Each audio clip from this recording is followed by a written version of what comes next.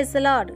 మన ప్రభు అయిన యేసుక్రీస్తు పరిశుద్ధమైనటువంటి నామంలో ఈ ఉదయకాలపు కృపావార్తను వింటున్నటువంటి మీ అందరికీ దేవుని పేరట వందనాలు చెల్లిస్తూ ఉన్నాను. అందరు బాగున్నారా?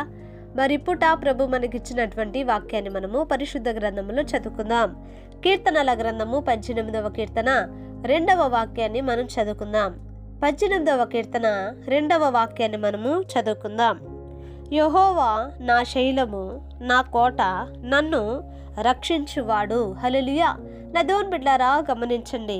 ఇక్కడ మనం చదివినటువంటి యొక్క వాక్యములో దావీదు మహారాజు అంటున్నాడు, యెహోవా నా శైలము, ఆయన నా కోట, ఆయన నన్ను రక్షించువాడు అని. ఇక్కడ నా దేవుని బిడ్డలారా, తన దేవుడైనటువంటి ప్రభువును గురించి తను చెప్తున్నటువంటి మాటలను మనం వింటూ ఉన్నామండి.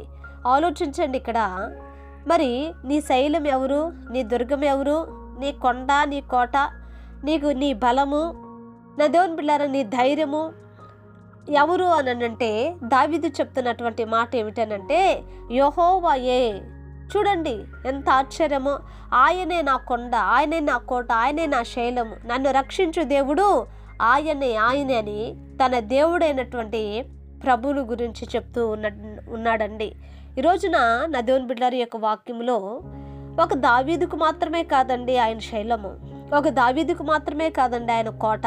మనకు కూడా ఆయన ఒక శైలముగాను, ఒక కోటగాను, రక్షించు దేవునిగాను ఆయన మనకున్నాడన్న సంగతి మనం ఎప్పుడు కూడా మర్చిపోకూడదు. ఎందుకనంటే ఆయన ద్వారానే మనకు రక్షణ, ఆయన ద్వారానే మనకు నా దేవుని బిడ్డలారా ఒక కాపుదల కనుక, ఆయన బలమైనటువంటి దుర్గము కనుక, ఆయన మనకు ఆశ్రయముగా నిలిచి ఉన్న దేవుడు కనుక, ఈ రోజున మనం నమ్మదగినటువంటి దేవుడు అయినటువంటి ఆయన వైపే మనము చూడాలండి. ఆయన ద్వారానే మనకు రక్షణ, ఆయన ద్వారానే మనకు సంతోషము కనుక, ఈ రోజున నా దేవుని బిడ్డలారా ఈ వాక్యం వింటున్నప్పుడు ఇదిగో నీ ధైర్యము, నీ కోట, ఇదిగో ఎవరి మీద నీ అతిశయం అనంటే నీ ప్రభు అయిన యేసుక్రీస్తు ద్వారానే. హల్లెలూయా. ఆయనే అండి, ఆయన ఉంటే నాకు చాలు, ఆయన ఉంటే నాకు సమస్తము కూడా సమకూర్చి జరుగుచున్నవి కనుక దేవుని యొక్క మహాకృపను బట్టి ఈ రోజున నా దేవుని బిడ్డలారా, ప్రభు మనకు ఒక శైలముగా, ఆయన మనకు ఒక కోటగా, ఆయన మనకు ఒక దుర్గముగా, ఆయన మన పక్షముగా ఉండాలి అని అంటే మనము ఆయన పక్షముగా నిలిచిన వారమై ఉండాలి. కనుక ఈ వాక్యాన్ని వింటూ ఉండగా దేవుడి మన పక్షముగా ఉండినట్లుగా మనం ఒక చిన్న ప్రార్థన చేసుకుందాం. మహాపరిశుద్ధుడైన మా తండ్రి, కృప కలిగిన దేవానికి వందనాలయ్యా.